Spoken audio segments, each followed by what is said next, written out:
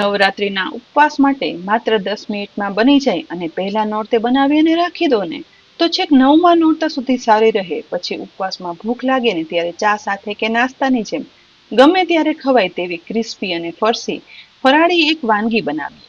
તો તેના માટે અહીં મેં 1 કપ રાજગરાનો લોટ લીધો છે.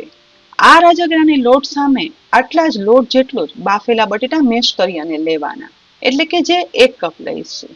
હવે તેને પણ રાજગરાના લોટમાં ઉમેરી દેવાના. સાથે તેમાં 2 ટીસ્પૂન જેટલા આદુ લીલા મરચાંની પેસ્ટ ઉમેરવાની. અહીં ઘરમાં જે પ્રમાણે તીખાશ પસંદ હોય ને તે રીતે આદુ મરચાં ઉમેરવાના. સાથે સમારેલી કોથમીર ઉમેરી દઈશું. મસાલામાં 1/4 ટીસ્પૂન મીઠું, 1/4 ટીસ્પૂન ખાંડ, 1/4 ટીસ્પૂન કાળા મરીનો પાવડર ઉમેરશું અને ખટાશ માટે ઉપરથી લીંબુનો રસ ઉમેરી દેવાનો. હવે જરા પણ પાણીનો ઉપયોગ ના કરતા આ બધું એકદમ સરસ રીતે મિક્સ કરવાનું છે. રાજગરાની આ વાનગી પાણીના ઉપયોગ વગર જ આજે આપણે બનાવવાના છીએ, જેથી આપણે જ્યારે પણ ફ્રી હોય ને ત્યારે બનાવી અને રાખી દઈએ ને તો નવરાત્રીમાં સમય ના હોય ને તો વારે વારે બનાવવાની પણ જરૂર ના પડે. વળી રાજગરાના આ લોટમાં સાથે બટેટાનો માવો ઉમેર્યો છે, જેથી આ વાનગી છે ને તે એકદમ ફરસી બને છે અને રાજગરાના લોટનું બાઇન્ડિંગ પણ થઈ જાય છે અને ક્યાંય પણ પાણીનો ઉપયોગ નથી કર્યો, માટે આ વાનગી છે ને તે 8 થી 10 દિવસ સારી રહે છે. અહીં બધું મિક્સ કરતા એકદમ સરસ જુઓ પાણી વગર લોટ બંધાઈ ગયો છે. બસ આવો લોટ તૈયાર થઈ જાય ને એટલે ઉપરથી લગભગ 1/4 ટીસ્પૂન જેટલું જ તેલ ઉમેરવાનું, જેથી આ લોટ છે ને તે ડીશમાં ક્યાંય ચીપકે નહીં. સહેજ એવું તેલનું લેયર થઈ જાય ને એટલો જ લોટ મસળવાનો છે.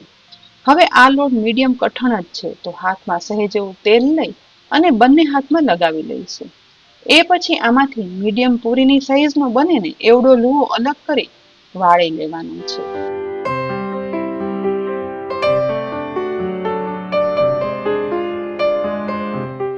બે હાથની મદદથી ગોળ લુવાને પ્રેસ કરી વાળી લીધા પછી હવે સાથે હું થોડા સફેદ તલ પણ લઈશ. એ પછી બનાવેલા લુવાને હથેળીમાં રાખી અને બીજી હથેળી વડે આ રીતે પ્રેસ કરવાની છે. બસ હથેળીનો પાછળનો સાઈડથી આ રીતે પ્રેસ કરવાથી એક થેપલી જેવું બની અને તૈયાર થશે, અથવા તો તમે જાડી પૂરી પણ કહી શકો. આ રીતે પ્રેસ કરતા નહીં ફાટે કે નહીં છૂટી પડે. મીડિયમ થિકનેસની આ થેપલી બની અને તૈયાર થાય ને એટલે ઉપરથી થોડા એવા સફેદ તલ લઈ બનાવેલ થેપલી ઉપર ભભરાવી દઈશું અને સહેજ એવું પ્રેસ કરી અને ચિપકાવી દેવાના. જો વ્રતમાં તમે તલ ના ખાતા હોય ને તો નહીં ઉમેરો ને તો પણ ચાલશે. આ થેપલી બની અને તૈયાર થઈ ગઈ છે તો તેને એક ડીશમાં રાખી દઈશું.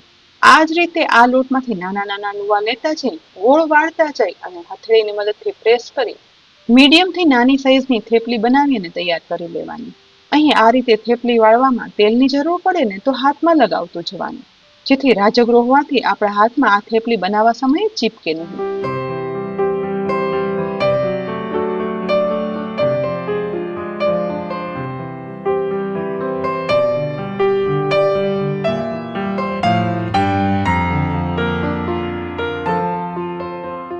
ધીમે ધીમે કરી કડાઈમાં સમાઈને એક બેચમાં થઈને એટલી 5 થેપલી વળી અને તૈયાર થઈ ગઈ છે.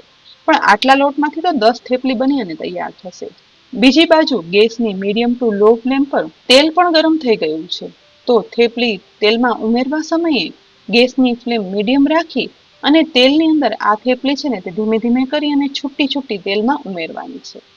એક સાથે વધારે ના ઉમેરતા મેં 5 થેપલી બનાવી હતી, પરંતુ અત્યારે હું 4 થેપલી તેલમાં ઉમેરીશ, જેથી તે એકબીજા ઉપર ચીપકી ના જાય, કારણ કે રાજગરાનો લોટ છે ને તે સ્ટીકી હોય છે. જો ઉપરા ઉપર ઉમેરશો ને તો આ થેપલીઓ એકબીજા ઉપર ચીપકી જશે. હવે ગેસની ફ્લેમ અત્યારે મીડિયમ જ રાખી લગભગ 1 મિનિટ ચલાવ્યા વગર આ થેપલીને એક સાઈડ તળાવવા દઈએ અને એ પછી ઝારાની મદદથી આ રીતે સહેજ સહેજ થેપલી નીચે સરકાવશું, જેથી તે ઓટોમેટિક છૂટી પડી ઉપર આવવા લાગશે. બસ આ રીતે બધી થેપલી તેલમાં ઉપર તરવા લાગે ને એટલે આ સમયે પ્રેસ કરતા જઈ અને આ થેપલીની સાઈડ ચેન્જ કરવાની છે. બધી થેપલીની સાઈડ ચેન્જ થઈ જાય ને એ પછી ગેસની મીડિયમ ફ્લેમમાંથી લો કરી રાખવાની અને ધીરા તાપે જ થેપલીને તળાવવા દેવાની. ગોલ્ડન બ્રાઉન ક્રિસ્પી આ થેપલી તળાવવા માટે લગભગ 6 થી 7 મિનિટ જેટલો સમય લાગશે. પણ જેટલા ધીમા તાપે આ થેપલી તળાવવા દઈશું ને એટલી જ આ થેપલી બન્યા પછી લાંબો સમય સારી રહે છે. વળી ક્રિસ્પી અને ફરસી પણ બને છે. અહીં સાઈડ ચેન્જ કરી અને તળાવતા હવે લાઇટ ગોલ્ડન બ્રાઉન કલરની આ થેપલી થવા લાગી છે. તો હજુ 2 થી 3 મિનિટ વધારે તળાવવા દઈશું. આ જ રીતે ટોટલ 7 થી 8 મિનિટ તળવા દેવાથી તે અંદર સુધી ચડી પણ જાય છે અને ક્રિસ્પી પણ થઈ જાય છે, જેથી બન્યા પછી ડબ્બામાં ભરી અને રાખી દો ને તો લાંબો સમય સારી રહે. અને અહીં તમે જોયું ને કે બટેટા બાફેલા હોય ને તો આ થેપલી બનાવવામાં સમય ટોટલ 10 મિનિટ જેવો જ લાગશે. બસ 8 થી 10 મિનિટ તળાયા પછી હવે આ રાજગરાની થેપલી છે ને તે કિનારીથી ડાર્ક ગોલ્ડન બ્રાઉન કલરની થવા લાગી છે અને તળવામાં પણ હળવી લાગે છે. તો હવે આ સમયે તૈયાર થયેલી થેપલીને તેલમાંથી નિતારી લઈશું અને એકદમ કોરી થઈ જાય ને એ પછી એક ડીશમાં કાઢી લેવાની. અને એ પછી બાકી રહેલા લોટમાંથી પણ બનાવેલી થેપલી છે ને એ આ જ રીતે તેલમાં ઉમેરી દઈશ અને ધીમા તાપે તળી લીધા પછી ડીશમાં કાઢી લઈશ. જ્યારે પણ સમય હોય ને ત્યારે એક વખત બનાવી અને રાખી દો ને તો પછી ઉપવાસમાં ગમે ત્યારે ચા સાથે ખાવાની મજા આવે ને તેવી આ રાજગરાની થેપલીની એકદમ સહેલી રીત બતાવી છે. તો તમને આ રેસીપી કેવી લાગી જરૂરથી કહેજો અને જરૂરથી બનાવજો પણ ખરા. અને સાથે સાથે જ આ રેસીપી જોતા જોતા અમારી ચેનલ સબસ્ક્રાઇબ પણ કરી લેજો અને અમારા ફેસબુક પેજને લાઇક કરી અને ફોલો કરજો, જેથી આવનારી અનેક ઉપયોગી રેસીપીના અપડેટ્સ તમને તુરંત જ મળે. આવતીકાલે ફરી મળશું નવી રેસીપી સાથે. ત્યાં સુધી આવજો.